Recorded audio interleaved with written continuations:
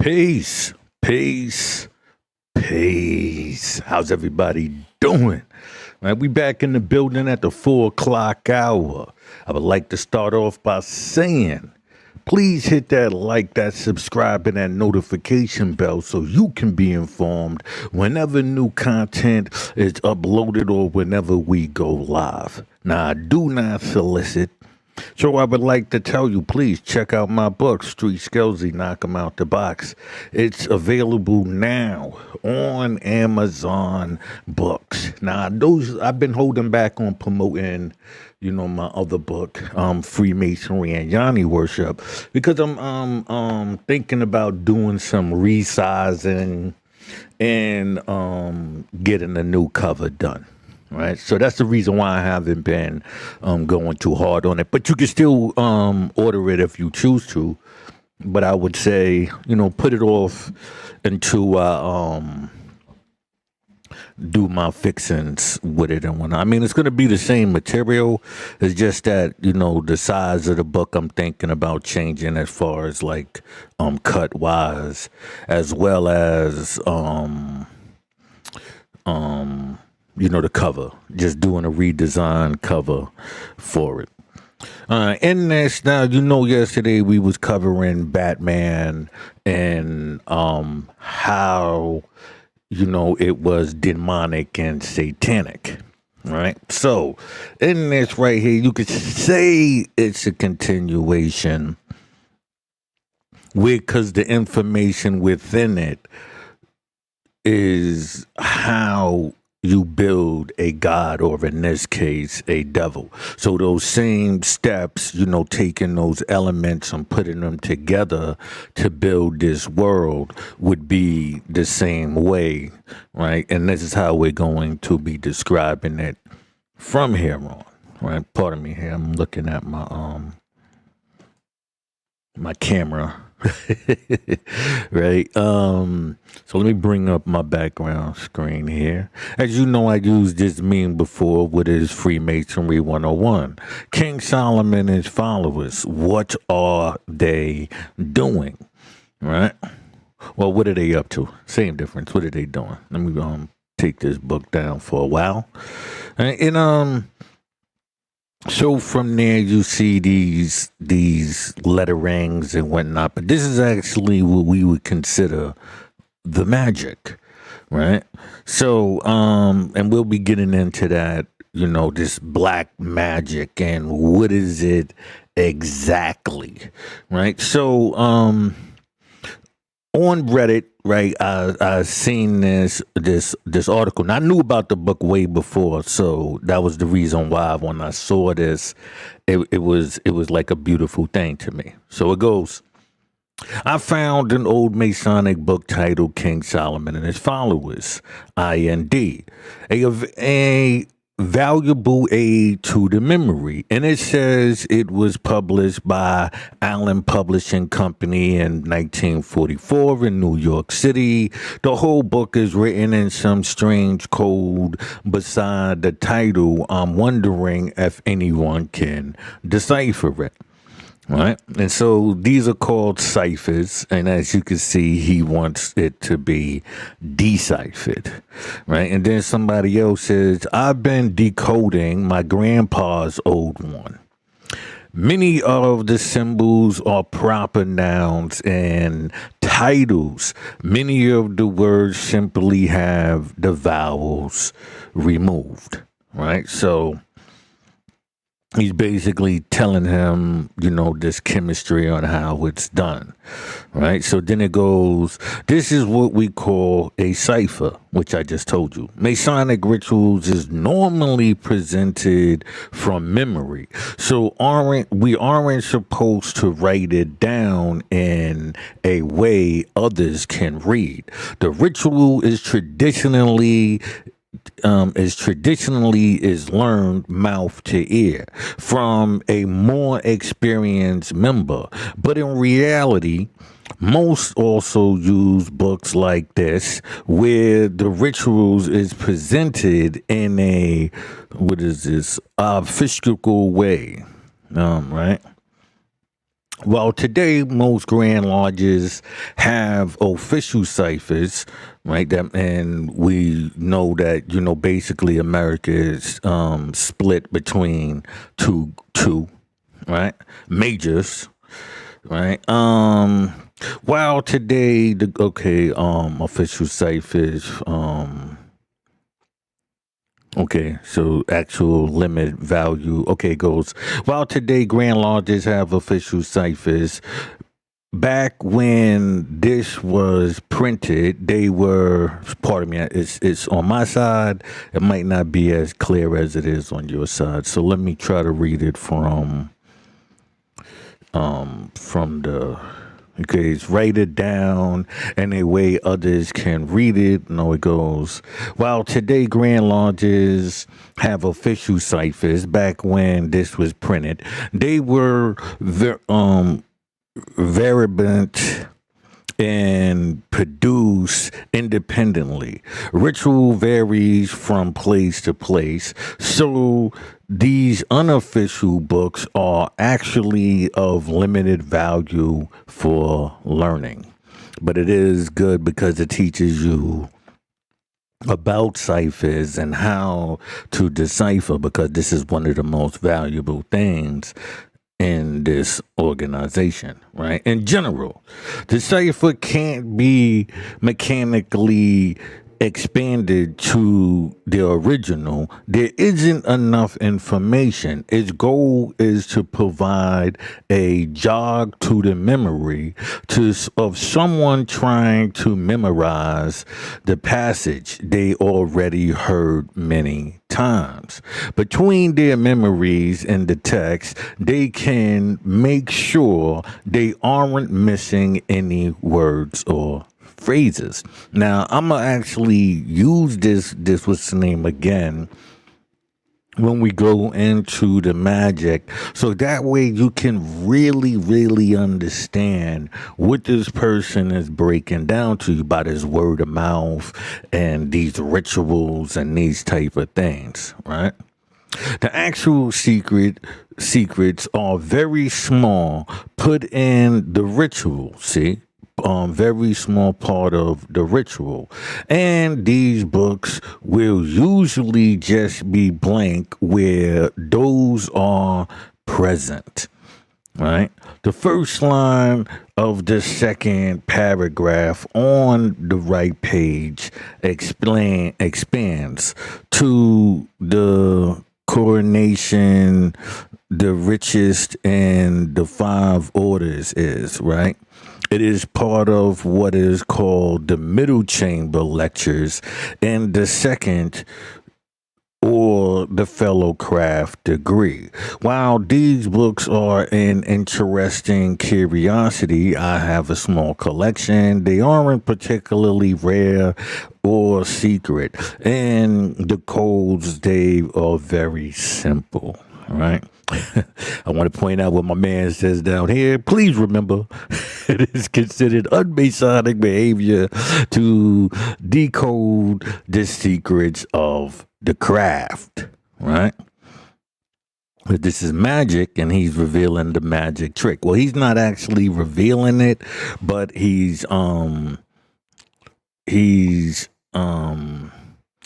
aiding and abetting with some simple stuff, actually, right?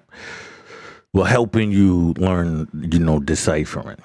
So anyway, now we're going to get into magic, right? Because I'm going to explain how that was actually magic, right? So we got natural magic in the context of Renaissance magic is the part of the occult which deals with natural forces directly, as opposed to ceremonial magic, which deals with the summoning of spirits. Right, so you see that there's two different kinds, one dealing with the natural forces, right, and the other, trying to when I say demons in this context, is really rousing up something negative within the person that they're dealing with, right? Ceremonial magic, which deals with the summoning of spirits. These spirits are these negative actions, right? Natural magic sometimes makes use of physical substances from the natural world, such as stones or herbs.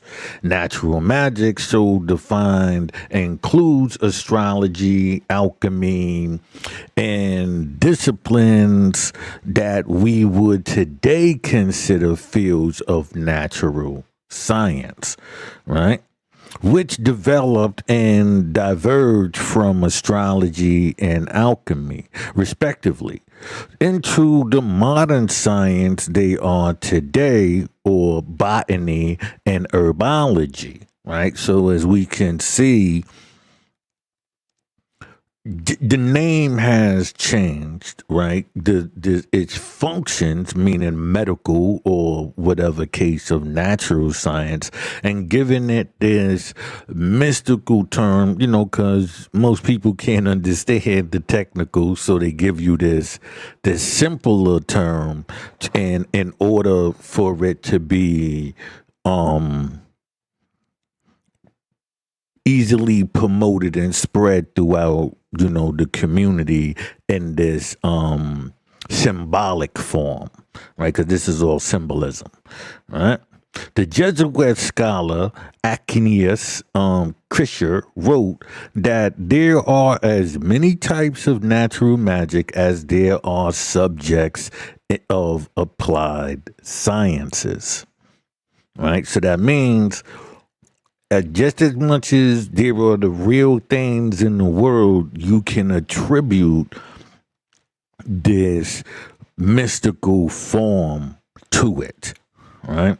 So that's all that they're really saying. So everything that's real out there, you can add this mysticism to it to blind an individual to what it really is, but push society forward and just accepting these things without giving much resistance to them. Like it could be something, like at all times, it ain't necessarily something bad. It could be astrology and understanding the stars, right? And understanding the weather changes. Ensure, the person who doesn't understand the stars, you simplify it for them by making it mystical, right? Magical. Right, because they can't seem to comprehend, right? Hendrix Cornelius Agrippa discusses natural magic in his 3 books of occult philosophy, and we will be addressing him personally, right? And this is 1533, where he calls it nothing else but the highest power of natural science, right? So it's just natural science given this mystical form to it. The Italian Renaissance philosopher Giovanni Pico della Modello, who founded the traditions of Christian Kabbalahs, argued that natural magic was the practical part of natural science and was lawful rather than heretical, right? So even though they designed this world within this magic, he just saying it's just natural elements and it's not as heretical as it's presented. But you're building a world around it, so then that's what makes it heretical. That's just a fact of life, right? So then let's get into this. Renaissance magic was a surge of Hermeticism and Neoplatonic varieties of the magical arts, right? So you're taking this magical arts and you implying this Hermeticism and this Platonic views, right? Because, Plato was a philosopher. So you're taking the Platonic philosophy right? Which we build and we got to Jesus. That's how I explained, Jesus comes from the Plato system, Socrates and all of that. So right now we have somebody who studied that system and is designing their own system to go against that system. So if we had God's system, the new system is to take down that. And so you have the Satanic system or devil, Luciferian, whatever you want to call it, right? Which arose along with the Renaissance humanism in the 15th and 16th century CE. Now, during the Renaissance period, magic and occult practices underwent significant changes that reflected the shift in culture, intellectual, and religious perspectives, right? So, as we can see, the view of magic, how it was perceived, right, was implemented in the same areas that, say Plato set up his system, right? And we're not gonna, really wasn't Plato, but it was a whole crew, but we'll just say from, Plato. So from Plato, right, you have a system that you can clearly, if you understood the Plato dialogues and whatnot, you would be able to clearly see the design of Christianity.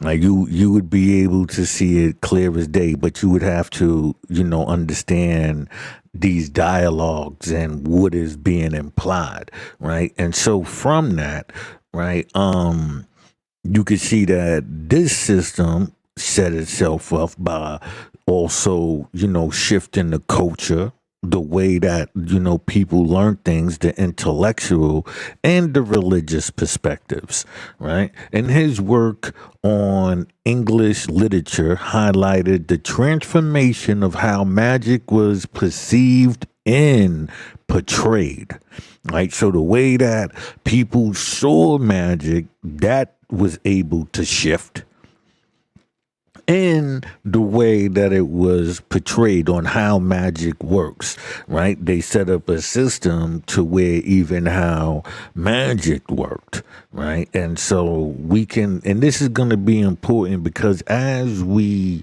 look at how the Satanic system is set up, you would be able to see it clearly. I'm going to give you everything that you need, right? But I really prefer when people are able to grasp things on their own, meaning that I don't want to spoon feed you. I don't mind taking you to the restaurant, but you know what I'm saying? I want to eat my meal too. I don't want to sit there and have to, feed you everything. There's still a lot more to learn. And I don't want to sit there and have to educate you on every last piece of information, right? So in medieval stories, magic had a fantastical and fairy-like quality. While in the Renaissance, it became more complex and tied to ideas of hidden knowledge that could be explored through books and rituals. So magic, right, as we know it in today's time, is the written word. Right? Today's time of magic, if you really wanted to understand magic, you would have to understand it in its written context, right? What is it trying to convey, right? Inside your mind to switch you imagination and these type of things. So again, it goes to Renaissance. In the Renaissance, it became more complex and tied to ideas of hidden knowledge, right? So this hidden knowledge, as we can see with that book, right, that, trying to figure out what it says, this hidden knowledge is the magic, Like that's why the other person was like, "Hey, you're not supposed to be telling that because you taking them away from wasting their time and energy trying to figure something out. And while they trying to figure it out, you can give them, meaning the rituals, you can give them this information that shift their views on things, right? So that's what it's just basically telling you, this hidden knowledge. This change is evident in the works of authors like Spencer, Marlowe, Chapman, and Shakespeare. Shakespeare is very important because I did the whole show about how Shakespeare helped with writing the Bible, right? As well as made sure his name was placed in the Bible. That's a part of that magic that we're talking about. Who treated magic as a serious and potentially dangerous pursuit, right? So here goes somebody who felt that it was serious and dangerous, yet alone he helped with, designing the Bible, and we can see the magic of causing confusion today, right? We see the beatings and the whippings of the slaves, turning them into, Christians, should we say, right? And then, making sure that every one of them had the book. It was placed in hotels. They made sure that everybody had this book, right? This magic spell, right? And so as you read it and you can take it in one way and you hearing somebody with the rituals, jumping from verse to verse. These are rituals. These are things as they jumping from verse to verse, they're telling you what it means. So they're shifting and controlling the narrative. That's the magic that they're talking about. That's why you're not even supposed to let these people read these things to you. You're supposed to take it in for yourself. Make sure you understand what you have read. Or even if you're reading it with another individual, you're reading it directly through, not the hopping around where you can't get a grasp of what's being said, right? So, so that's what this magic is. And this is coming from Shakespeare himself, right? So we got Heinrich Cornelius Agrippa, a scholar, physician, and astrologer, popularized the Kabbalic and Hermetic magic of Marcello Ficino, right? And Giovanni Pico della Moreldello, right? Agrippa's ideas on magics were revolutionary. He faced persecution for his criticism of authority and ruling classes, right? So when we read about the sophists, we're going to do a whole show on them, right? We know that this is who they, geared their attentions to, because they was trying to take out these ruling classes and set up this new form of government, right? Agrippa's idea on magic, his work, De Occulta Philosophia, explores both benevolent and malevolent magic, but he rejects forbidden forms of sorcery. Similar to Paracelsus, right, a Swiss physician and alchemist, combined medical practices with astrology. Right. So as you can see, he's taking these medical practices and he's contributing it to the stars. So again, we can see how, right, as much as you got natural magic, you have these natural sciences, you have a magic to place side by side, right? It can be placed side by side with this magic, right? alchemist. He practice of astrology. He introduced elements, being, and viewed the cosmos as interconnected, assigned spiritual significance to natural elements.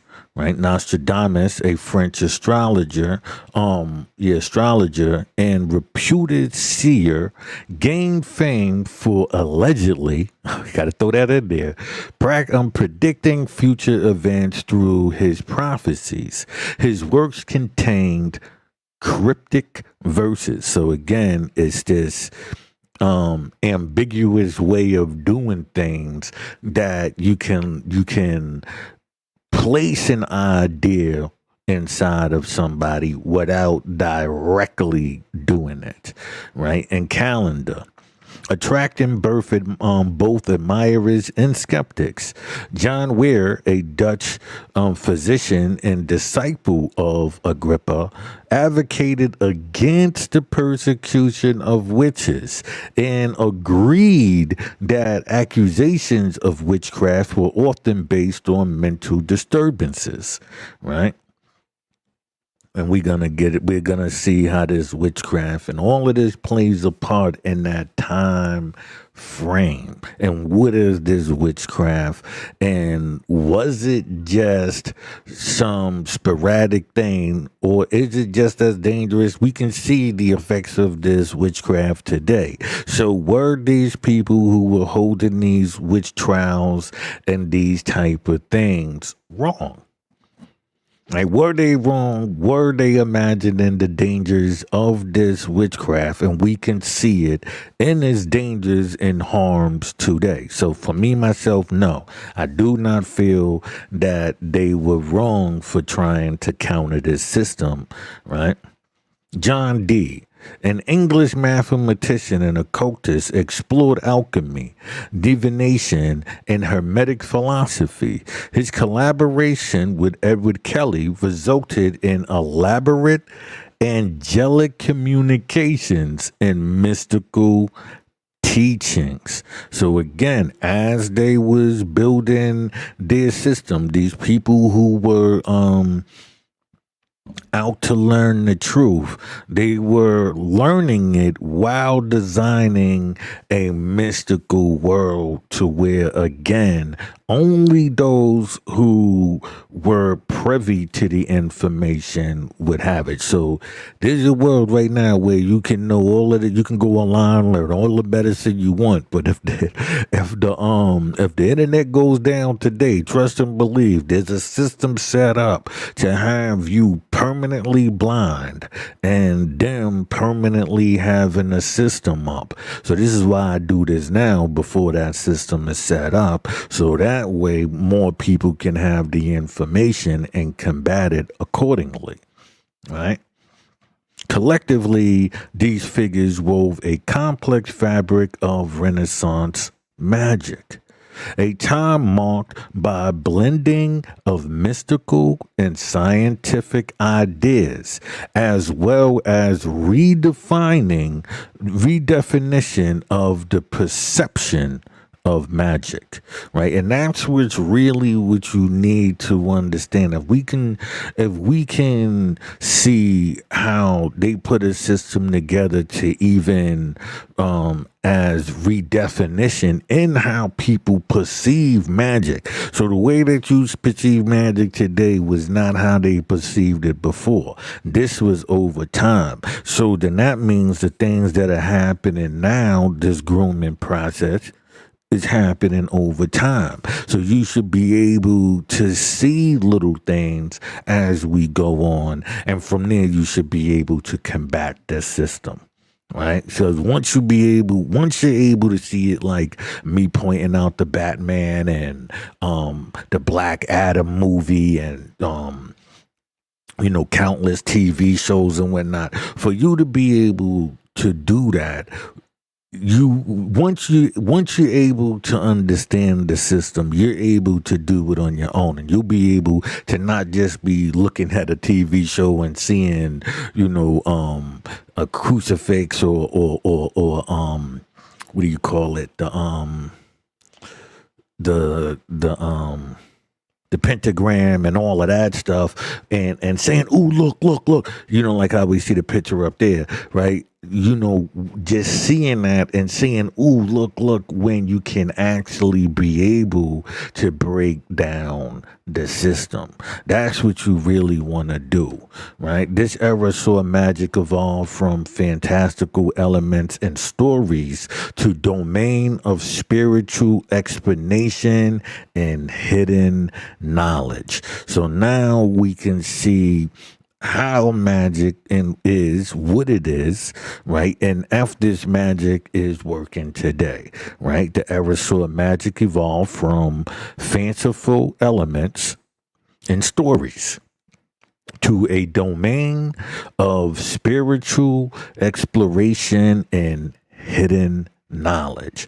So the same, way that you might have read a story then, now the magic is the writing itself, which it always was, mind you, but for a time it was buried, right? So let me once again stop and say, hey, while you're watching this, don't hesitate to hit that like, the subscribe, and the notification bell so you can be notified whenever new content is uploaded or whenever we go live, right? I would also like to, ask you to check out my book, Freemasonry and Yanni Worship, The Second Killing of Jesus. This is available right now on Amazon Books. And it actually, is covering a lot of the topics that we cover here. Now, I also got my other book. Let me bring this up for you.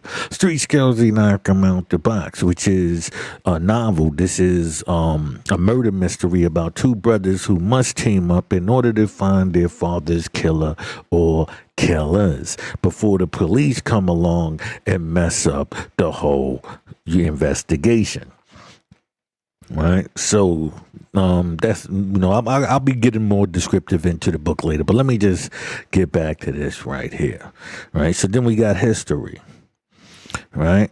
Both Bulgarians and nobility in the 15th and 16th century showed great fascination in the seven arts magica, right, which expert in exotic charm by their ascription to Arabic, Jewish, Romani, and Egyptian sources, right? So, again, this fantasism, this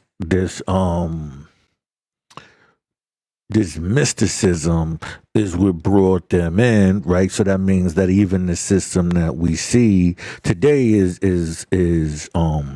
it still operates on the same principles, but with their work, with the magic that they're working on has changed, right? So we can see the magic changing from this fantasy to a more hidden knowledge and esoteric, right, form to what we see today, again, through the written word, this shifting of mentalities, right? So, Egyptian sources. There was a great uncertainty in distinguishing practices of vain superstition, blasphemous occultism, and perfectly sound scholarly knowledge or pious rituals. Right? Intellectuals and spiritual tensions erupted in the early modern witch craze. Right. So as you could see, as they was working this magic, setting up this new system, right?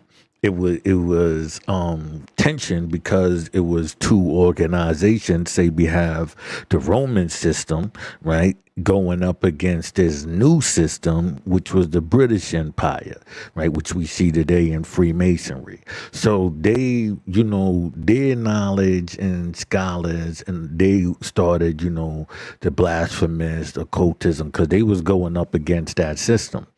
Right. And so, their knowledge and rituals are different. Right. Intellectuals and spiritual tensions erupted on modern, witch craze, further reinforced by the turmoil of the Protestant Reformation, which is Freemasonry with the switching of God being from male to female, right? Especially, German, England, and Scotland. Now, all of these makes, right, because we can say, the third right would be the Germans. We got the England, which would be the York right. And then we got, the Scottish right would be Scotland, right? So we see these Masonic groups or philosophies, right? When we say when I say Masonry, understand I'm talking about first philosophy, right? And then how they make that philosophy a reality. So first you would always have to understand philosophy and what is, philosophy and its structure. And then from then, you can look at the system that's set out with its followers and, in placing these ideas within the community, right? So it goes, the people during this time found that the existence of magic was something that could answer the questions that they could not explain through science. So we can hear it, through, the biblical people. They just put it on God. Oh, God did this, that's the science. So this is what they're, up against. Could not explain with science. To them, it was suggesting that while science may explain reason, magic could explain unreason, right? And so now we go late to middle ages to early Renaissance. So these are the players, right? These are the players. Now I'm gonna do a show on my man right here, Georgius Demetrios Plato, right, who took his name from Plato, was a Greek scholar and one of the most renowned philosophers of the late Byzantine era. He was, and I stress the Byzantine part, and he was a chief pioneer of the revival of Greek scholarship in Western Europe, as revealed in his late literature work, the Nomian or Book of Laws, which he only circulated among close friends. He rejected Christianity in favor of a return to the worship of classical Hellenistic gods mixed with the ancient wisdom based on Zoroaster and the Magi, right? Peloton may also have been the source of Finkino-Orphic system of natural magic. So, right, we'll be covering him. This is from the 13th century. We can see his opposed to Christianity. I just told you that. We can see the Hellenistic system. I told you that the Freemasonic symbol represents a vagina, right? And so we know that they're moving back into that system, right? And, so we know the Zoroasters, basically are the founders of what we know today as the Abrahamic religions, right? And the Magi as the magicians, right? So that's him. This is Marcello Fincano. Marcello Fincano, from 1433 to 1499, was an Italian scholar and a Catholic priest.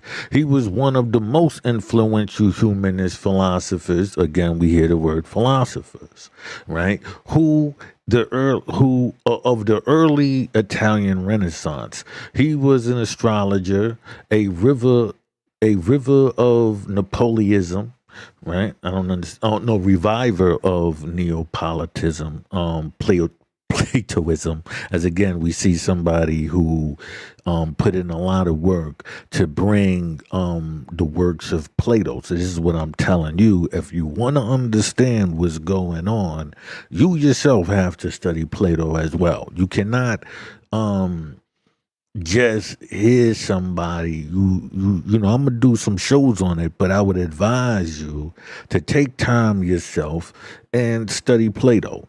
Right, I actually got some links that I'm gonna put inside here for you that you can either download the PDFs of them, or you can do it the more relaxing way and go on YouTube and look up these dialogues and listen to them that way. I do both. I've read it, and sometimes I'll just sit around and throw it on and listen to it. You know what I'm saying? Anyway, in touch with the major academics of his day, and the first translator of Plato complex extended works into Latin. So he took the Greek works and he put it into Latin because they were doing their own thing, his Florentine Academy, an attempt to revive the Plato Academy, influenced the direction and the tenor of the Italian Renaissance and the development of European philosophy. So again, and two, and I do this, for the African American, all worldwide. If you understood philosophy and then we worked as one, we would build our own system. Right, it's hard for me to build with philosophers, especially within the black context, because I really don't. When you try to explain to somebody what it is, it's not for them. You know what I'm saying? So if I'm having a conversation with somebody about philosophy and I find myself having to go, those are philosophical questions, I guess, but that is not philosophy. Asking questions is not philosophy, right? Asking questions and testing your theory on those questions would be philosophy, right? And that's a whole different other process, right? Fincino letters extending over the years, right, from 1474 to 1494, survive and have been published. He wrote De Amore of Love in 1484, De Vita Libre Tres, right? The three books of life, or De Triplica Vita, the book of life, published in 1489, provides a great deal of medical and astrological advice for maintaining health and vigor, as well as exposing the Neapolitanistic view of the world's ensoulment and its integration with the human soul. So again, we need to understand Plato.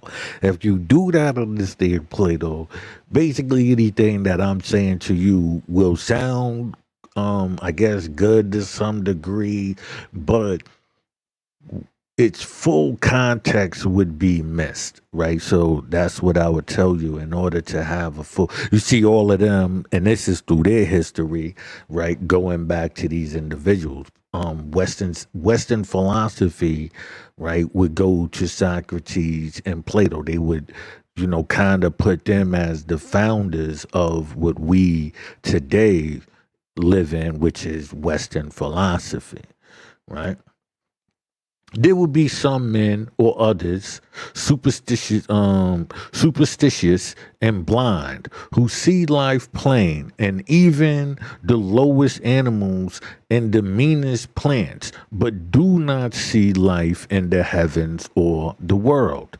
Now, if those little men grant life to the smallest particles of the world, what folly, what envy, needed to know that the whole in which we live in or move and have our being, it itself alive, nor to wish that this is to be so.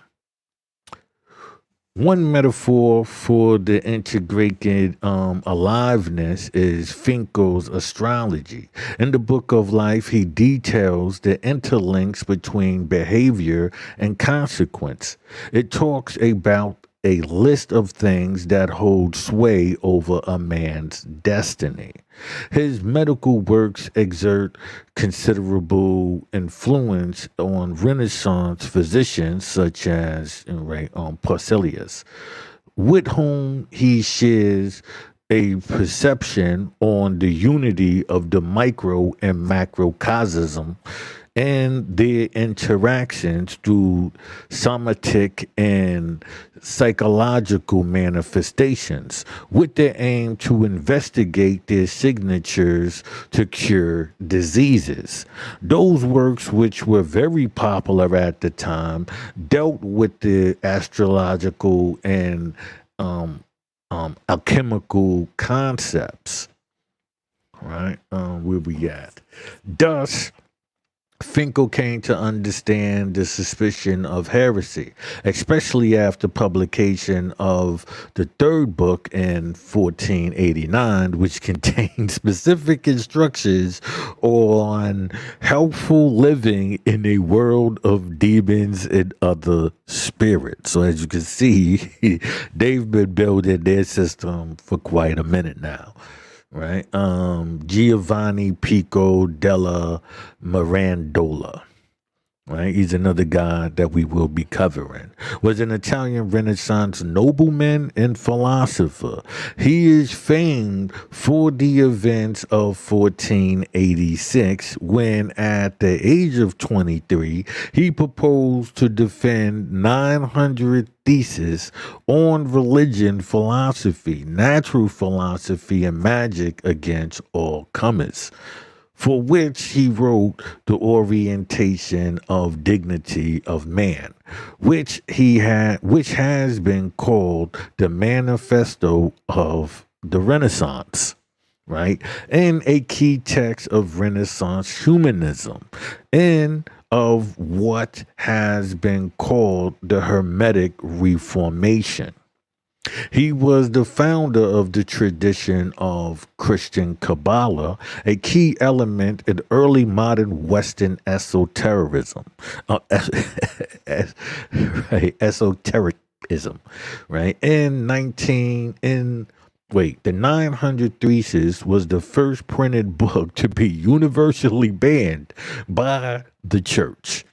Right, so we can see, right? I showed you with France and setting up their system, and this was set up from the 1100s, right? So here we are, we moved into the 13 and now 1400s, and we can see this progression happening. Now we can look around. If we was to read that and then look around in today's time, we would be able to see its full growth as well as the direction that it's going in, right? So in November 1484, he settled for a time in Florence and met Lorenzo de' Medici, right? And Marcello Fincino, right? It was an astrological auspicious day that Finkinkio had chosen to publish his translation of the works of Plato from Greek into Latin. Please, I'm gonna keep stressing. Read some Plato, man. Understand what Plato is, right? Understand Lorenzo enthusiastic patronage. Pico appears to have charmed both men, and despite Fincino's philosophical differences, he was convinced that their saturnine affinity and the divine providence of his arrival. Like Lorenzo would support and protect Pico until his death in 1492. Pico spent several months in Paraguay and nearby Freta. It was there, as he wrote to Fincino, that divine providence caused certain books to fall into their hands. They are charlatan books, right? You know, the charlatans, right? Charlatans of Esdras, of Zoroaster, and of Melchora, right? Oracles of the Magi, which contain a brief and dry interpretation of charlatan philosophy, but full of mystery. It was also in Paraguay that Pico was introduced into the mystical Hebrew Kabbalah, which fascinated him. He did the late classical Hermetic right, as did the late classical Hermetical writers, such as Hermes, I don't know his last name. The Kabbalah and Hermetica were taught to Pico time to be as ancient as the Old Testament, right? Pico's tutor in Kabbalah was Rabbi Jonathan Mino, right? This is from 1435 to 1510, who argued that the study and mysteries of magic was to be regarded as the final stage of one's intellectual and spiritual education. So I guess I'm at my final stages, huh? Hey, and this contract, initiated as a result of Christian interest in Jewish mystical sources, resulted in an unprecedented mutual influence between Jewish and Christian Renaissance thought. The most original of Pico's 900 theses concerned the Kabbalah.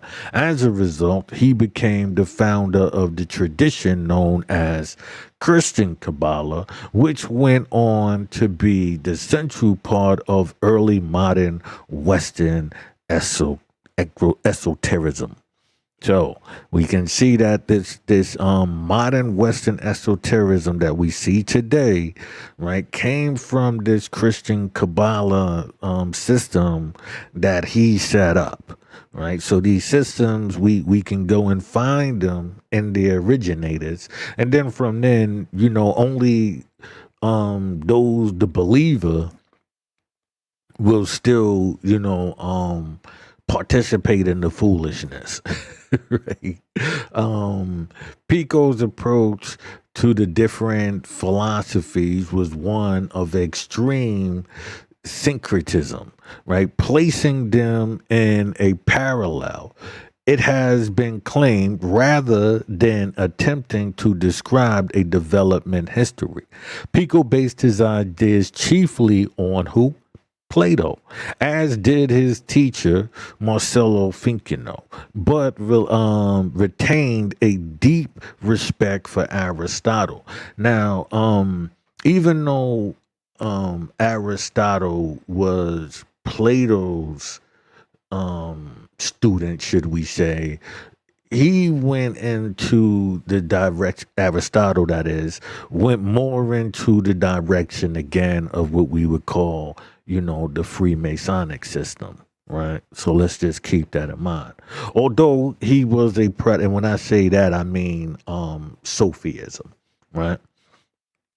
Although he was a product of the Studia Humanitarius, Pico was constantly an Estelic, and in some respects, he represented a reaction against the exaggeration of pure humanism, defining what he believed to be the best of the medieval and Islamic commentators, such as Evios and Avicenna, on Aristotle in a famous long letter of Arminio Barbario, and this is in 1485. So again, man, you got to follow these people if you want to understand what's taking place, because they influenced these people 500-600 years after their death, right?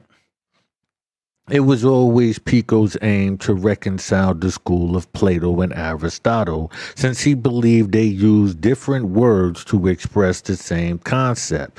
It was perhaps for this reason his friends called him Persepolis Condonti, right, or the Prince of Harmony, a pun on Prince of Corcondia, one of his family holdings.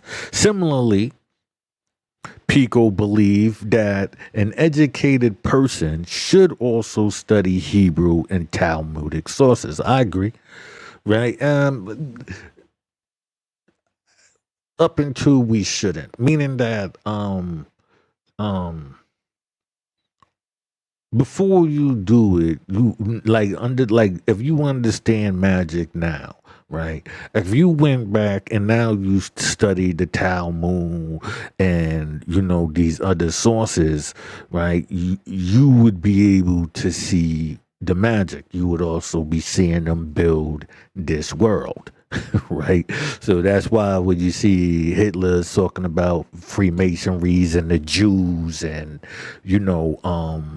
this is what he's talking about, them setting up a new system, right? They had a system, the Romans took it down, and so they're setting up this new system, right? Hermetic, and because they were taught, they represented the same concepts of God that is seen in the Old Testament, but in different words, right? In 1490, Pico met with Johannes Reuchlin, 1455, 1522, who became an heir of his Kabbalic doctrines, right? So he had a system, and here goes somebody who took that system and ran with it. Following Pico, Reuchlin seemed to find in the Kabbalah a profound theophis, right, which might be of the greatest service for the defense of Christianity and the reconciliation of science with the mysteries of faith, a common notion at the time. Rosalind mystical Kabbalic ideas and objects were expounded in the De Verbo Mirifico and finally in De Occhio Kabbalica, right? These are words I don't know, right? So forgive me. Okay. So then we got, since we're about to go into the 5 o'clock hour, let me stop one more time and say, please hit the like, hit the subscribe, and hit that notification bell so you can be notified whenever new content is being uploaded. Like now, like you would be there right now. You would go, oh, wait, he's on. And you could go check him out. It's just that simple, right? Now, and don't forget, check out my book, Street Skills, Knock 'em Out the Box, right? Which you can go right now and see on Amazon. See, I don't ask for donations, even though I had set up, the Patreon and all of that stuff. I just never went through with it. I said, you know what I put out is solid enough that I could sell my books, Freemasonry and Johnny Worship, The Second Killing of Jesus, right? You can get that also on Amazon Books, right? And I got a few more books coming out by the end of this year, so I might I'm doing these shows now so I can actually take a break from them again, so I can I got another novel that I'm working on that I want to finish hopefully by this summer, and another book that I'm planning to get out. So I might be after let's say April, May. So around June, probably June and July, I'll be taking a break for a while, right, to finish these other books and then come back. They probably won't even be done by then, but it'll definitely have a lot more put into it. I haven't been putting a lot of work into them lately. Anyway, so let's get back to this, right? The legend of Dr. Fustius, right? John Grog Frost, 1480 to 1466. right, 1541, was a German entrant, alchemist, astrologer, and magician of the German Renaissance. Because of his early treatment of as a figure in legend and literature, it is difficult to establish historical facts about his life with any certainty. Right, and for the year 1506, there is a record of Frost appearing as performer of magical tricks and horoscopes and gasoline. Right, over the following 30 years, there are numerous similar records spread over southern Germany. Fort appears as physician, doctor of philosophy, alchemist, magician, and astrologer. He was often accused as a fraud. Right. The church denounced him as a blasphemer in league with the devil. Right. Um, on the 23rd of February, 1520, Frost was in Bamberg doing a horoscope for the bishop and the town, for which he received the sum of 10 golding. And 1528 visited Ingolstadt, right? Whence he was banished shortly after. Everywhere he went, he was basically promoting this system.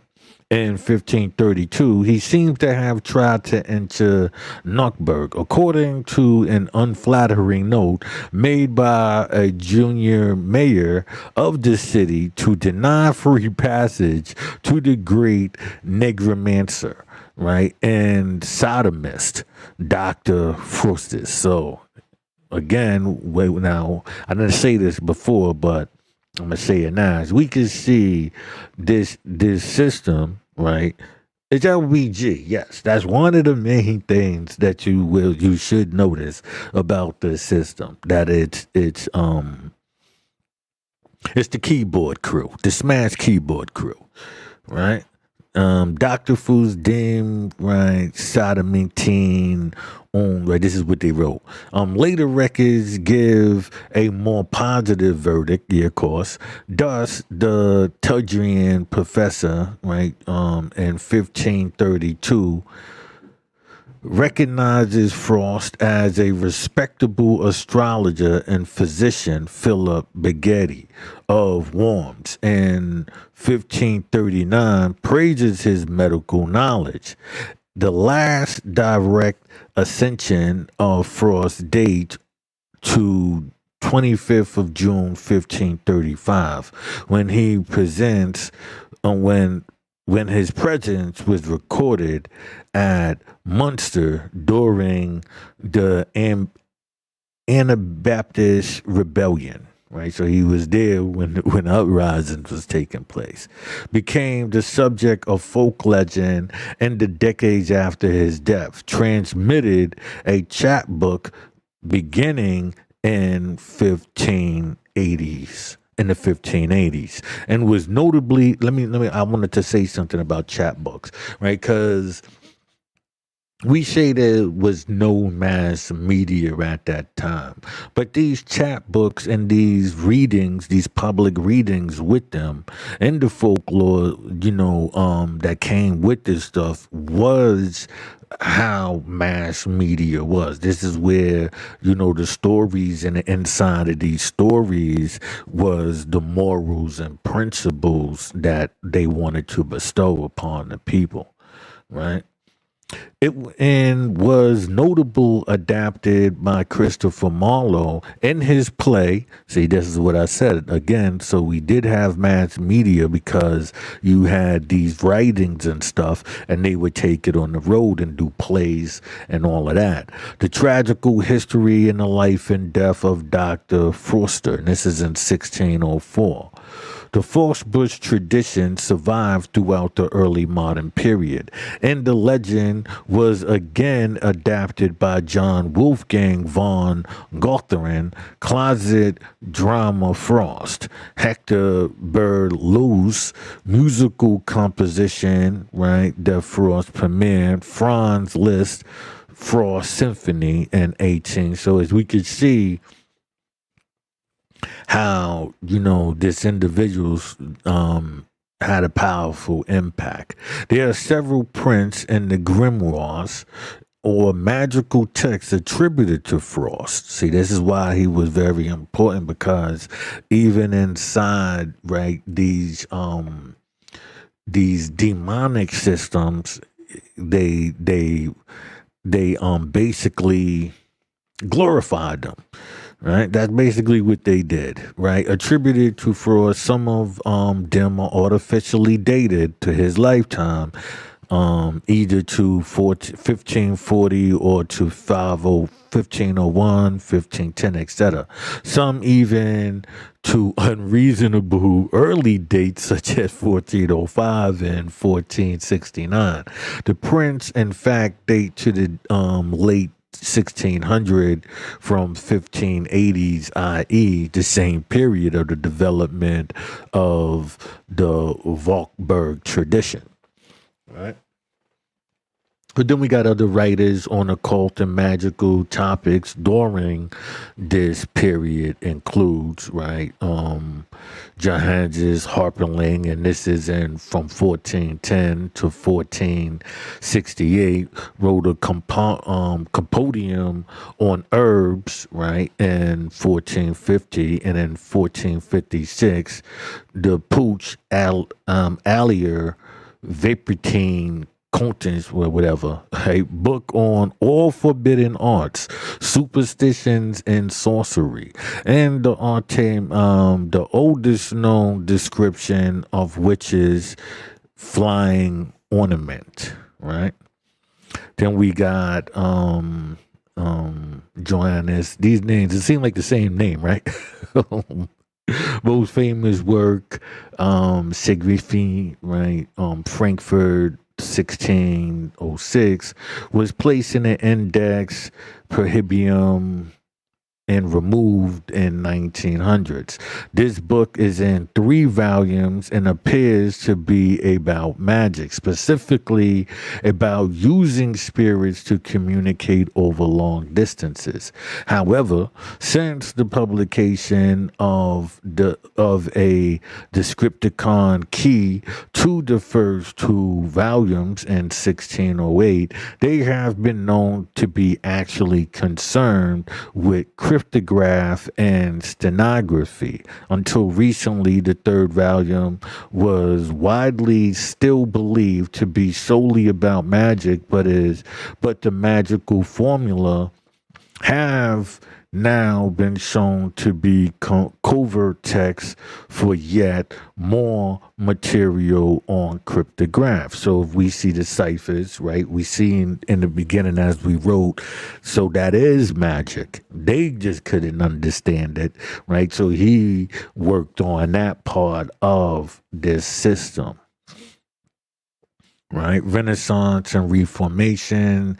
C.S. Lewis, in his 1954 English Literature in the 16th Century, expanded drama differentities what he takes to be the change of character and magic as practiced in the Middle Ages as opposed to the Renaissance, right? Only an obstinate prejudice about this period could blind us to a certain change which comes over the merely literary text as a pass from the Middle Age to the 16th century. In the medieval stories, there is, in one sense, plenty of magic. Merlin does this or that by his subtle Berkik resume, has his severed head. But all these passages have unmistakably the note of fear about them. right? But in Spencer, Marlowe's, Chapman, and Shakespeare, the subject is treated quite differently. He to his studies goes, books are open, terrible words pronounced, and souls imperiled. Right.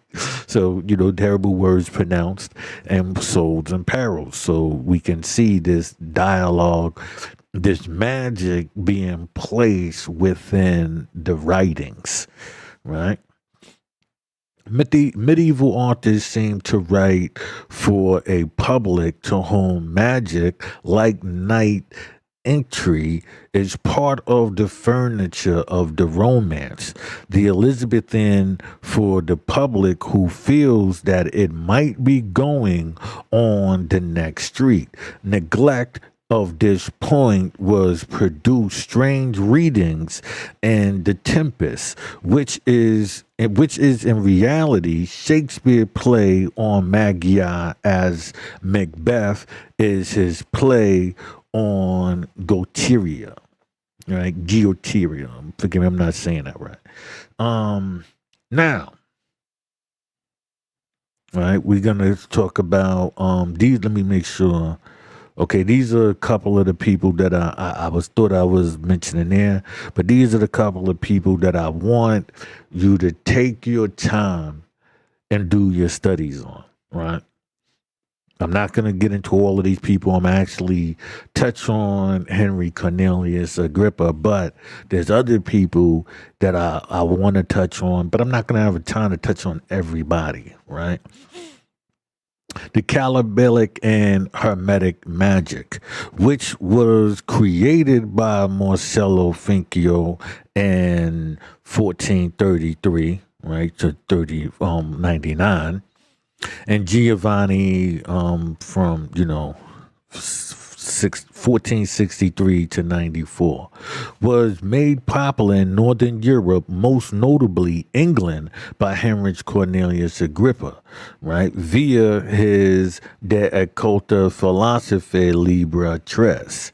Agrippa had revolutionary ideas about magical theory and procedures that were widely circulated in the Renaissance among those who sought out knowledge of occult philosophy. So as you can see, the magic was taking place, the mysteries, right, and implanting these mysteries within the writings grew. More people, basically the whole Renaissance was caught up in this, right? Agrippa himself was famous as a scholar, physician, jurist, and astrologer. But all throughout his life, he is constantly persecuted as a heretic. He probably his problem stemmed not only from his reputation as a conjurer, but also from his vehement criticism of the vices of the ruling class and the most respected intellectual and religious authorities, right? So he was going after the most respected intellectuals and religious authorities because they was all under that religious system. While some scholars and students viewed Agrippa as a source of intellectual inspiration, to many others his practice were dubious and his beliefs serious. The transitive side of magic is explored in Agrippa's De Occult Philosophia, and at times it is vulgarized, yet in Finco and Pico, and we never lose sight of magic's solemn religious purposes. The magician explores the secret of nature to arouse wonder at the works of God and to inspire more ardent worship and love of the Creator. So now, as you can see, what was, there's magic, right? Considerable space is devoted to examples of evil sorcery and the occultist philosophy, and one might easily come away from the treatise with the impression that Agrippa found witchcraft as intriguing and benevolent as magic, because they're the same thing, right? However, at the peak of the witch trials, there was a certain danger to be associated with witchcraft or sorcery, and most learned authors took pain to clearly renounce the practice of forbidden arts. Thus, Agrippa, while admitting that natural magic is the highest form of natural philosophy, unambiguously rejected all forms of sorcery, goteria, and necromancy, right? So it looks like on the outside it would appear like he's doing one thing, but you got to question yourself. Was he?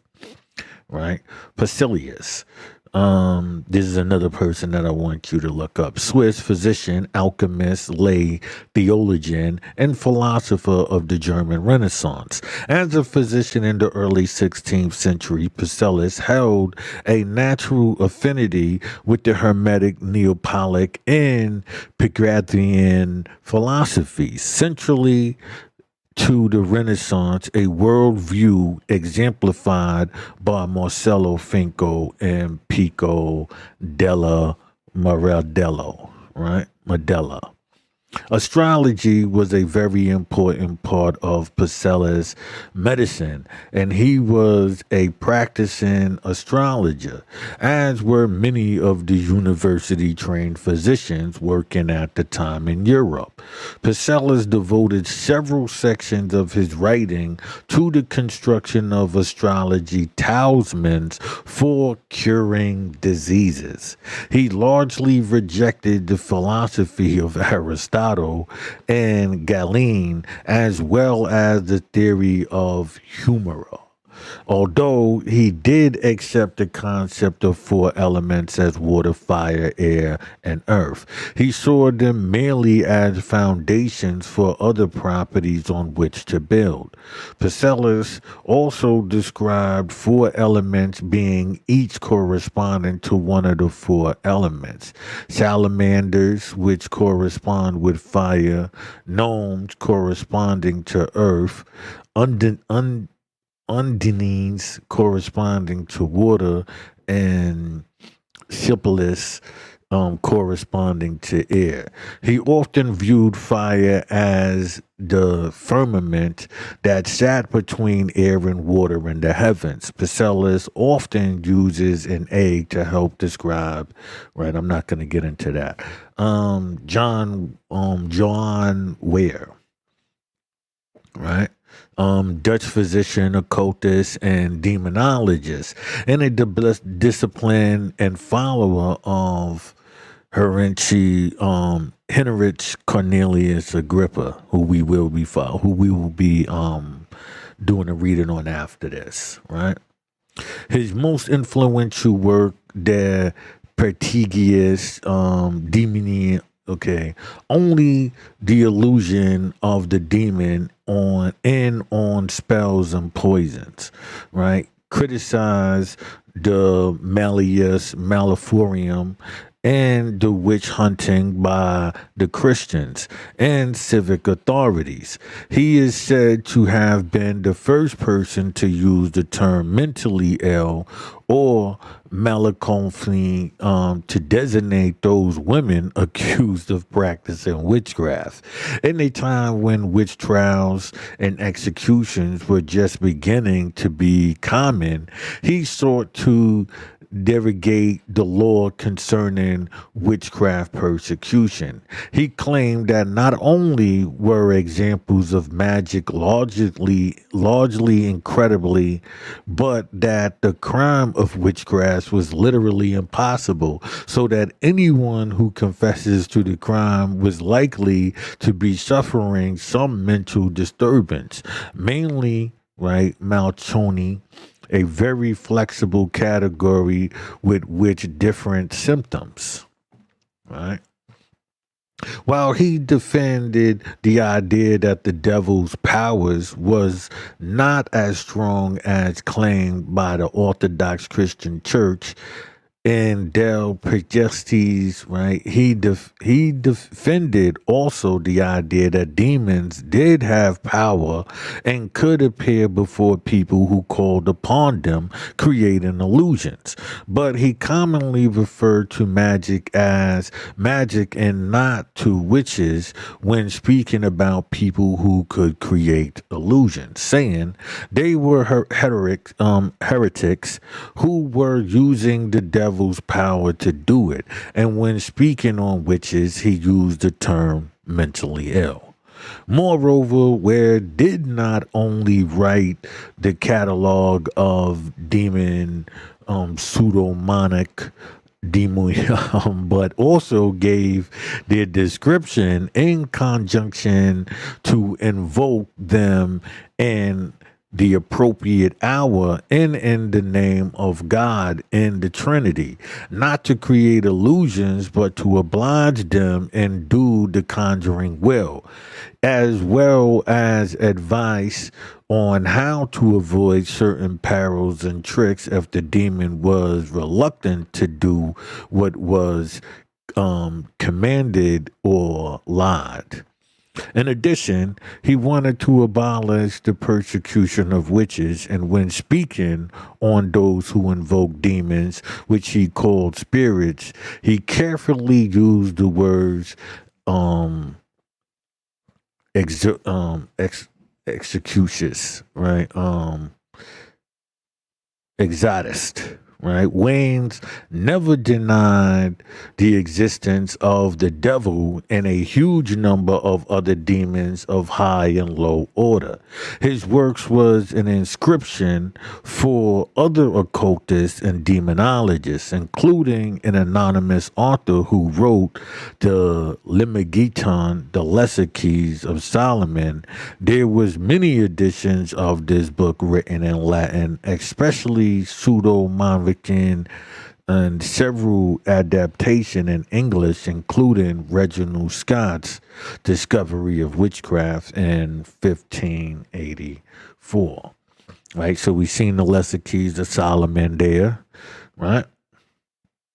Where we at here? Way appeals for clemency for those accused of the crime of witchcraft, as opposed later in the 16th century by the Swiss physician Thomas Aristus, the French legal theorist Jean Bodin, and King James of Scotland. Right, that's all. I highlighted that because that's all very important in this, King James especially. Right. Further information, Enochian and Enochian magic. John D., right, 1527, 1608 or 09, was an English mathematician, astronomer, astrologer, teacher, occultist, and alchemist. He was the court astrologer for and advisor to Elizabeth I. Very important information there, right? So I would advise you to look up John D. A student of the Renaissance Neoplatonism and Marcello Finkel, he spent much of his time on alchemy, divination, and Hermetic philosophy. As an antiquarian, he had one of the largest libraries in England at the time. As a political advisor, he advocated for the founding of English colonies in the New World to form the British Empire, a term he described with, he is credited with coining, right? So this is very important. We see him dealing with Elizabeth I. I told you the British Empire was setting up, against the Roman Empire, right? And so, that's why I say look into this guy. Elizabeth I is very important in this as well.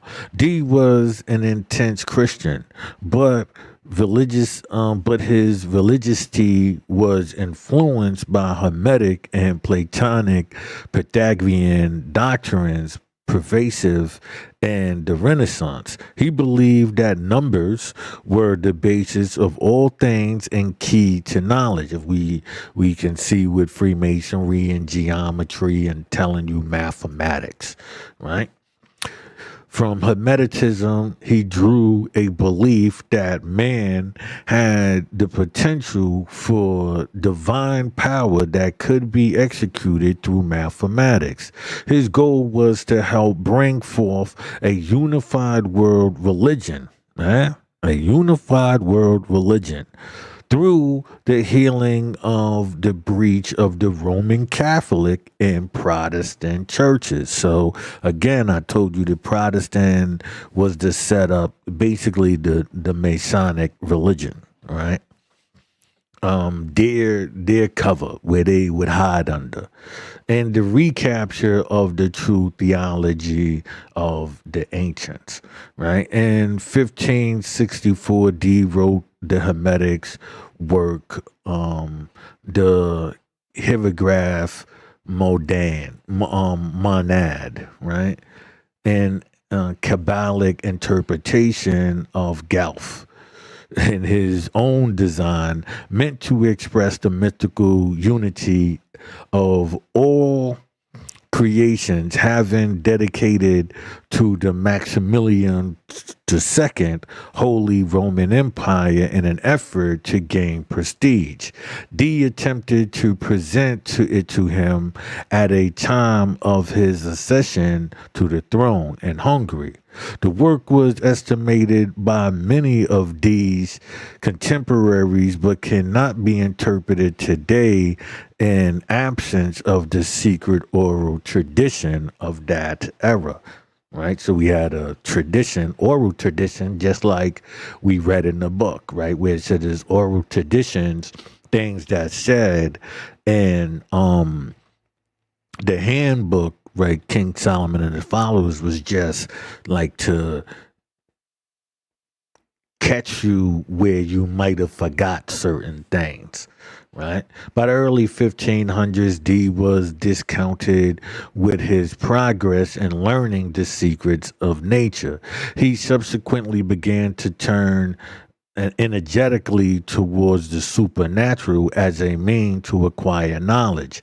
He sought to contact spirits through the use of seers and crystal gazers, which he thought would act as an intermediary between himself and the angels.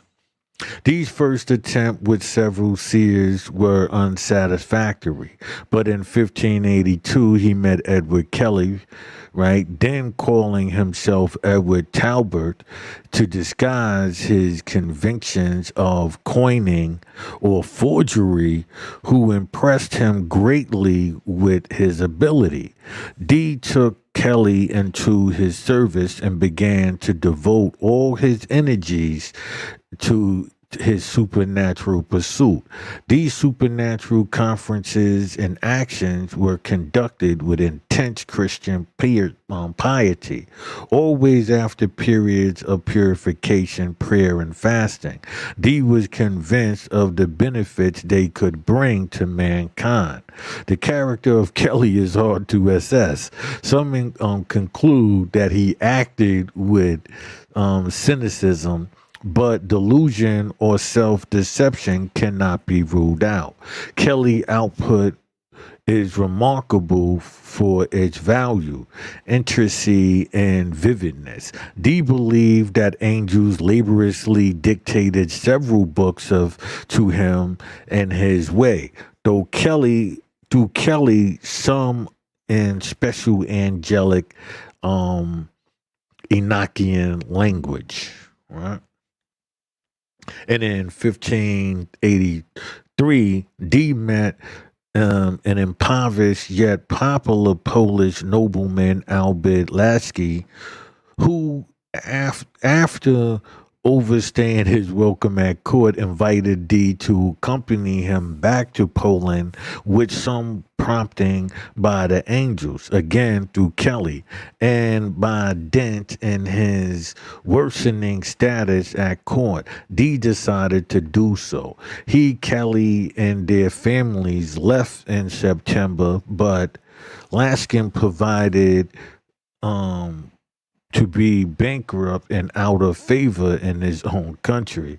Dee and Kelly began a nomadic life in Central Europe, meanwhile continuing their spiritual conference, which Dee detailed in his diaries and almanac. He had audiences with Emperor Rudolph II and King of Poland, whom they attempted to convince of an importance of angelic communication. In 1587, at a spiritual conference in Bohemia, yes, Bohemia, right? Kelly told Dee that the angel Yurleys had ordered the men to share all their possessions, including their wives. So we can see this occult action taking place, right? By the time Kelly had gained some renown as an alchemist and was more sought after than Dee in regards. It was a line of work that had prospects of serious and long-term financial gain, especially among the royal families of Central Europe. Dee, however, was more interested in communicating with angels who he believed would help him solve the mysteries of the heavens through mathematics, optics, astrology, science, and navigation. Perhaps Kelly, in fact, wished to end Dee's dependence on him as a diviner at their increasingly lengthy frequency spiritual conferences. And the order for wife sharing caused Dee anguish, but he apparently did not doubt it was genuine and they apparently shared wives. However, Dee broke off the conference immediately afterward. He returned to England in 1589, where Kelly went on to be an alchemist to Emperor Randolph II. But as we can see, these occult practices, right? The Dr. Yorks and these people, we can see the same, requirements, these things that did not actually come from him either. These are way older than him, right? By 1590, Kelly was living opulent, free life in Europe, enjoying the prestige of nobility. He received several estates and large sums of money from Rosenberg. Meanwhile, he continued his alchemy experiments until he had convinced Randolph that he was ready to start producing gold. The purpose of his work.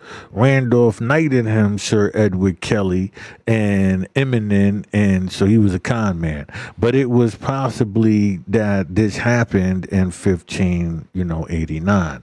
In May 1590, Randolph had Kelly arrested and imprisoned in the castle outside Paraguay, supposedly for killing an official named Jerry Hunkler in a duel. It is possible that it also did not want Kelly to escape before he had actually produced any gold.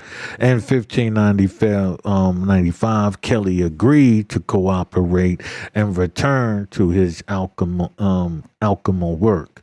He was released and restored to his former status. When he failed to produce any gold, he was again imprisoned, this time, right, in Most. His wife and stepdaughter attempted to hire an imperial counselor who might free Kelly from imprisonment, but he died in prison in late 1595, early 97, early 98. Injuries received while attempting to escape. Right. Few of Kelly's writings are extant today, including 2 alchemy verses treaties in English and 3 other treaties which he dedicated to Randolph II from prison. They were entitled Tractatus du, right? Had been the translated alchemist writer, Edward Kelly, right? Gornio Bruno.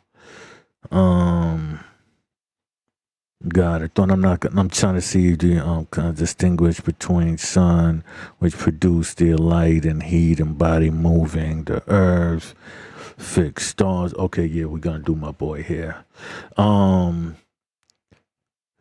Gernaldo Bruno, 1548 to 1600, was an Italian Dominican philosopher, mathematician, poet, cosmological theorist, and hermetic occultist.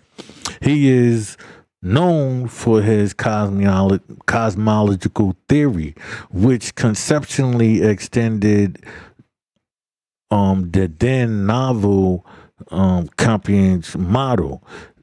He proposed that the stars were distant suns surrounded by their own planets, and he raised the possibility that those planets might foster life on their own, a cosmology position known as cosmic pluralism. He also insisted that the universe is infinite and could have no center. In addition to cosmology, Bruno also wrote extensive on the arts of memory, the lucid organized group, right, techniques and principles. Historian Francis Yates argued that Bruno was deeply influenced by Islamic astrology, practically the philosophy, right, Neapolitanism, Renaissance, Hermeticism, Genesis-like legends surrounding the Egyptian god Thoth. Other studies of Bruno have focused on his qualitative approach to mathematics and his application of the spatial concept of geometry to language. Right. In 1584, Bruno published 2 important philosophical dialogues, right, in which he argued against the planetary sphere. Did the same in 1586 as did in 1587. It affirmed the Capicanian principle, in particular, to support the Capicanian view as opposed to the objection according to which the motion of the earth would be perceived by means of the motions of wind, clouds, etc. Right? The anticipated some of the argument of Gabriel on the relative principle. Bruno's cosmology distinguished between suns which produce their own light and heat and have other bodies moving around them, and earths which move around suns and receive light and heat from them.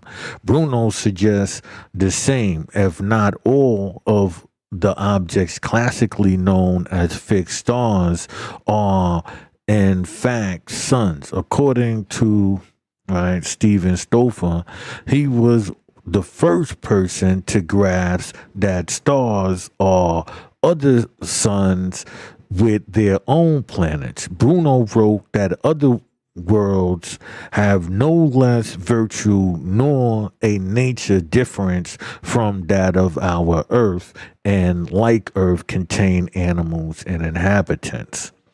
Right?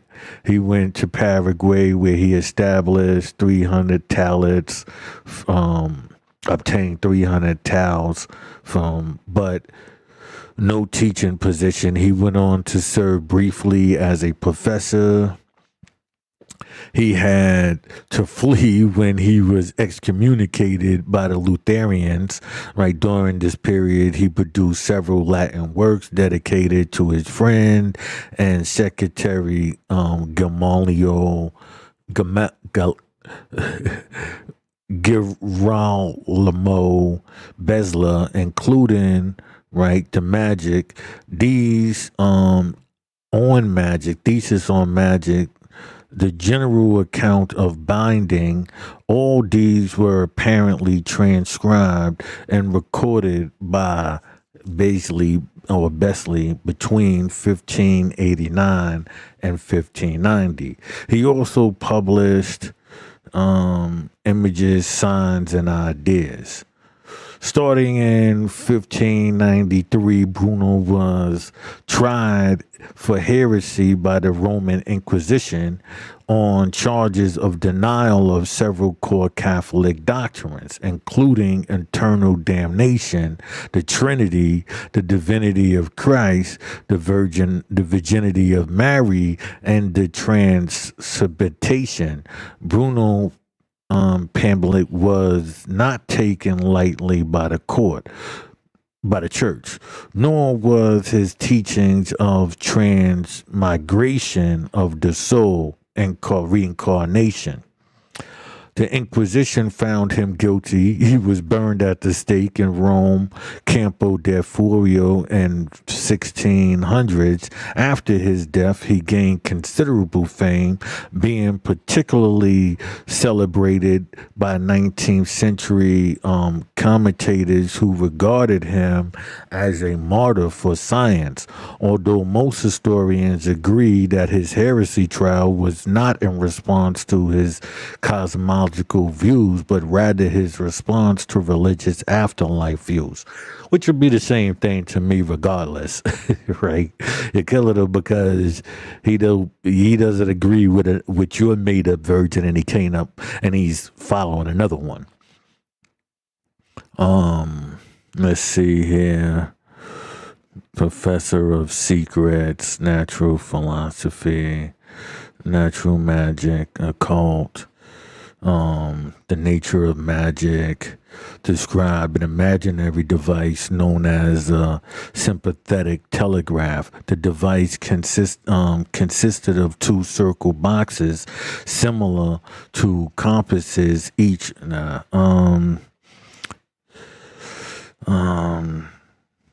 yeah, this right here, these guys right here, I'm gonna just go over real quick, right? And so now we get to, let me see how many pages is this guy. Forgive me here.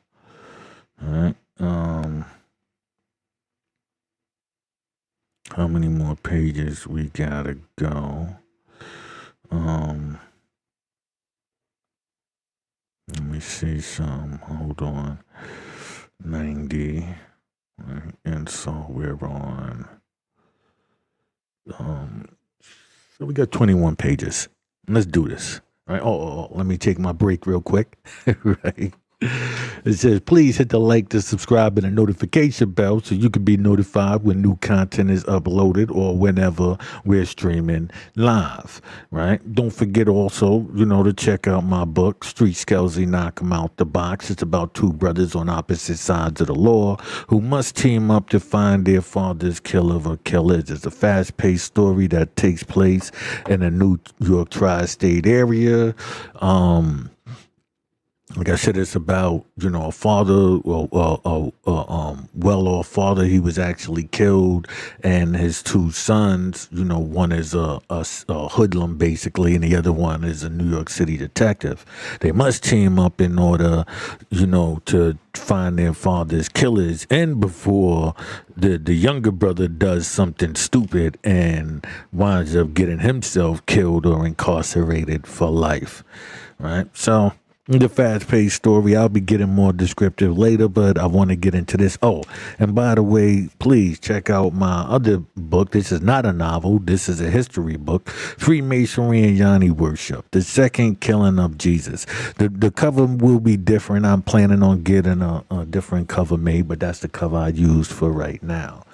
All right.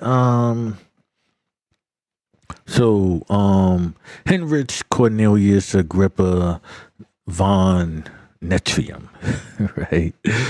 September was a German Renaissance Parliament, physician, legal scholar, soldier, knight, theologian, and occult writer. Agrippa, 3 books on occult philosophy published in 1533, drew heavily upon Kabbalah, Hermeticism, and Neoplatonism.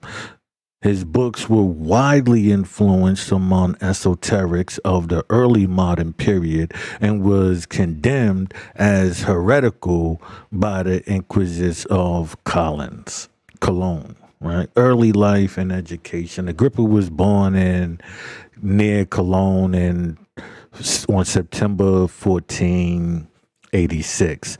His family was middle nobility. Many members of his family had been in the service of the House of Habsburg. Agrippa studied at the University of Cologne from 1499 to 1502. This is from the age of 13 to 16 when he received a degree in Magister Ortrium. The University of Cologne was one of the centers of Thomius, and the faculties of art has split between the dominant Thomanist and the Albertus. It was likely that Agrippa's interest in occults came from Albertus influence.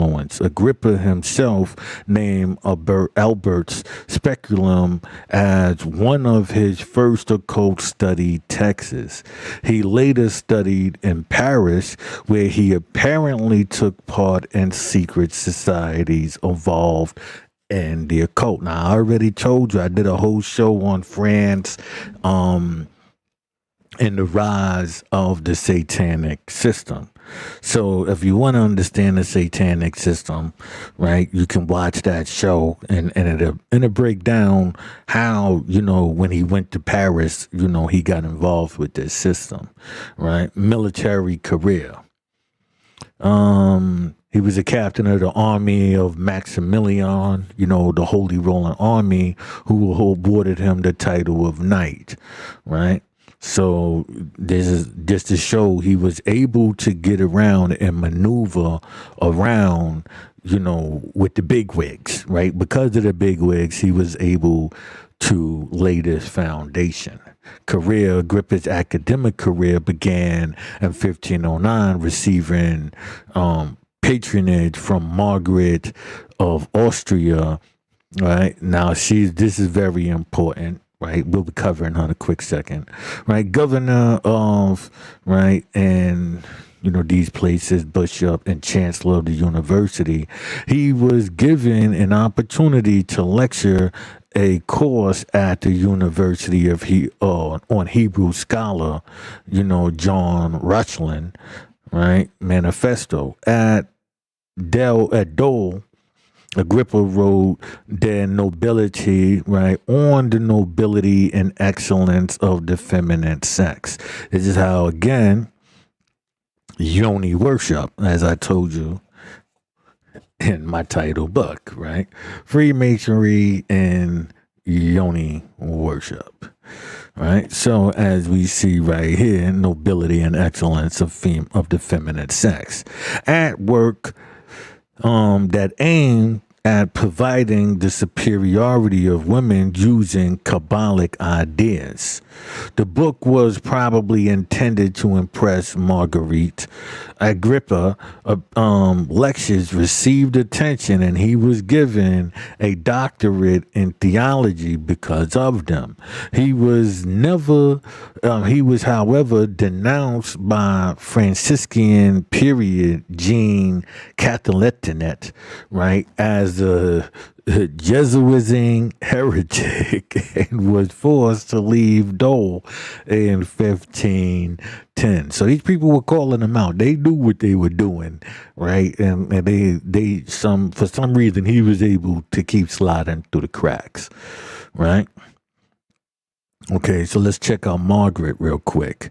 Purchased the Hof von Savoy, located in Courts Magistrate, Short Virginian Street, right, in Messalene. She founded the residence too small and started an ambitious expansion campaign in 1507. From 1517 to 1530, the architects featured the project along Emperor Street, and modified what became the rear wing, which faces the palace of Margaret of York. The governess kept several paintings of her court, including the Master of the Legends of the Magdalene, right, and another painting. Margaret possessed a rich library consisting mostly of Miss Lau's poetry, historical and ethical treatises, which included the works of Christian de Pesvian and the famous illuminated, right, she's proposed several chromaneries which contain works, right, by these individuals here, who was her favorite composer, right, traveled and journeyed Italy. I'm just trying to get to the part where right. Margaret ended up raising her nephew and niece in her palace. Her court was visited by great humanists of the time, including Erasmus, Adrian Urtris, and late Pope Adrian II, and Hendrich Cornelius Agrippa. Agrippa dedicated his agreeably feminist work, right, declamation of the nobility and premise of the feminine sex to her. The governor was so impressed with diplomat, right, charm that she offered his daughter, right, to stay. But I just wanted to put that in. Really, it was just that part that he dedicated this to her, a female, and her authority. We'll be covering authority with the female and how we got to where we at today. Like if you look around today. So I just wanted to mention her in this, right? Okay, in the winter of 1509-10, Agrippa returned to Germany and studied with humanists, right? The occult philosophy, who recommended that Agrippa keep his occult studies secret. Proceeding to the Netherlands, he took service again with Maximilian, and in 1510, the king sent Agrippa on a diplomatic mission to England, where he was the guest Platonist John Colt, right? And he replied accusations brought against him by Calistine, Superior Suar. These are all like these, names I'm not going to get there in a foreign language. And the reply, he argued that his Christian faith was not incompatible with the application of the Jewish thought, writing that I'm a Christian, but I do not dislike Jewish rabbis. Agrippa then returned to Cologne and gave disposition at the University Faculty of Theology. Agrippa followed Maximum to Italy, right, in 15. Theologians, where he's following, he's being aided by this bigwig, right? And so that's allowing him to take this information with him. Theologian attended the Schism Council of Pisa, which he called by some cardinals in opposition to the council called by Pope Julius II. Very important there. He remained in Italy for 7 years, partly in the service of William, right, the ninth. Charles III, Savior during the Northern Conception, right? All of this right here. But his lectures were abruptly terminated owing to the victory of Francis I and King of France. right? In 1518, the efforts of one of the other of his patrons secured from Agrippa the position of town advocate orator and cynic in Metz. Here as at Dole, his opposition soon brought him into coalition with the monks, and in his defense of women accused of witchcraft involved him in a dispute with the inquisitor, right, Nicholas VII. And the consequences of this was that in 1520 he resigned his office and returned to Cologne, where he stayed about 2 years. He then practiced for a short time as a physician in Geneva and Freiburg, but in 1524 went to Lyons and began appointed physician by Louis of Savoy, mother of Francis, right? The first.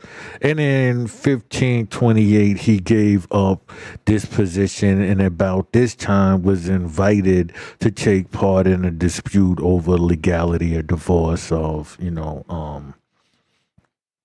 okay. He became activist and histograph to the Emperor Charles V. Now that, remember, he's a demonist. He's using Freemasonry, which we say is the art is to take these different elements, right, and build this character. So he's doing this with the history. Margaret's death in 1530 weakened his position. So you see he had power based on that.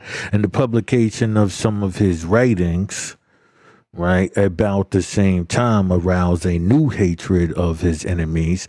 But after suffering a short imprisonment for debt at Brussels, he lived in columns and bonds under the protection of Herman of Weird, right, Archbishop of Cologne.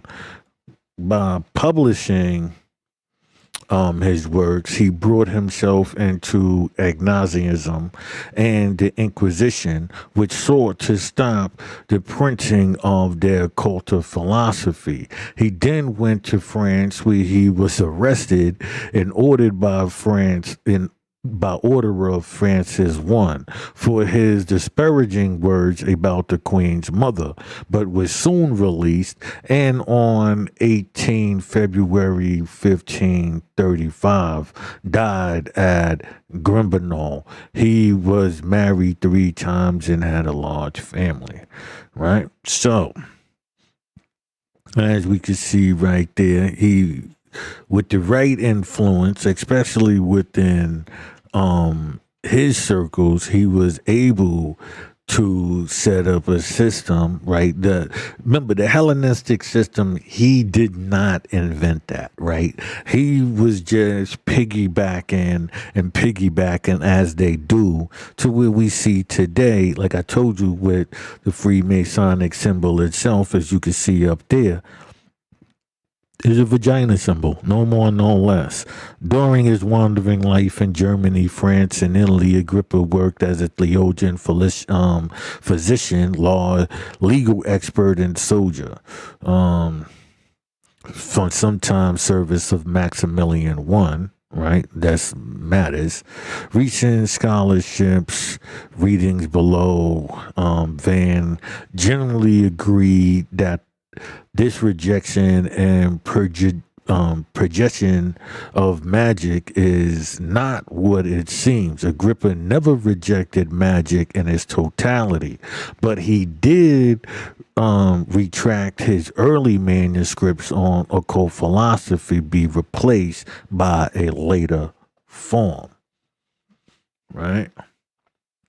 But in the third book of occult philosophy included with, but of magic I wrote, whistled, I was very young, 3 large books, which I called the occult philosophy, and which what was then thought the curiosity of my youth erroneous.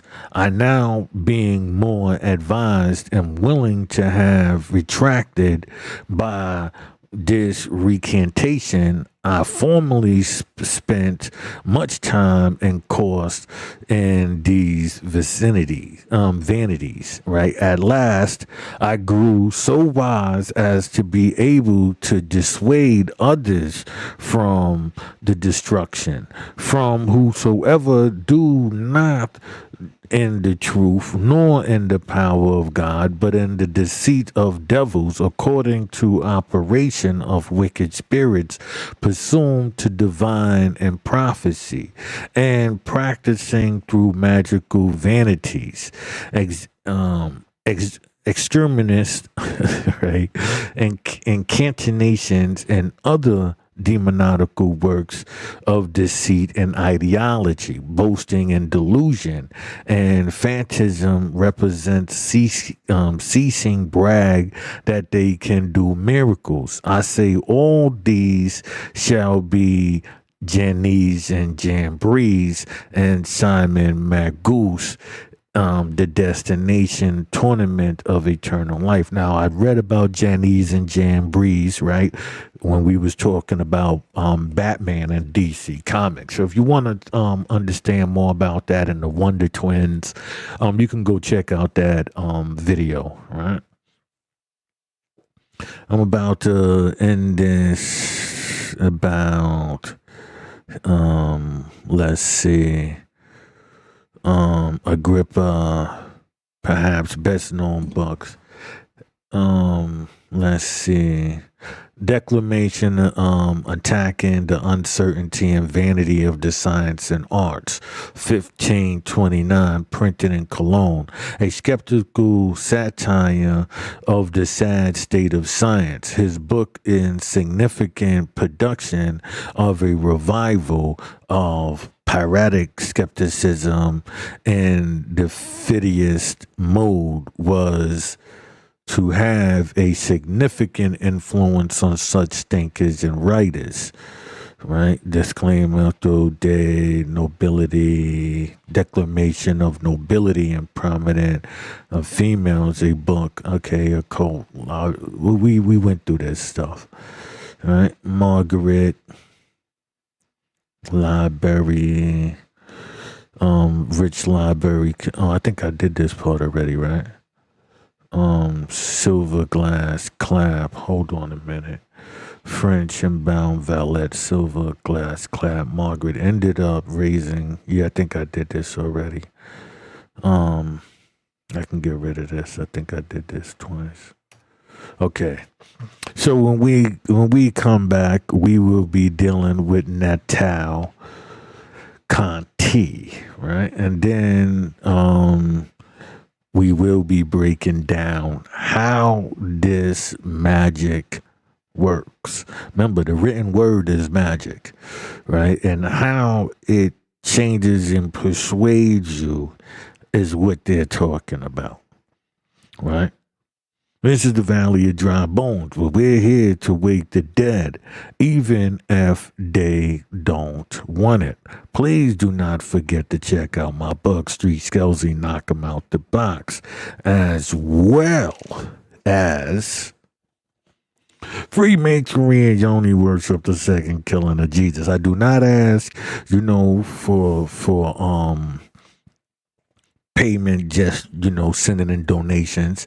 So I do say, if you want to support the channel, all you have to do is go to my merch channel and get some merch from there, or you can go to Amazon and books and check out my 2 books, more to come, and support me that way. If you already bought a book, hey, why not buy one for somebody else? You're still supporting me and giving them something at the same time.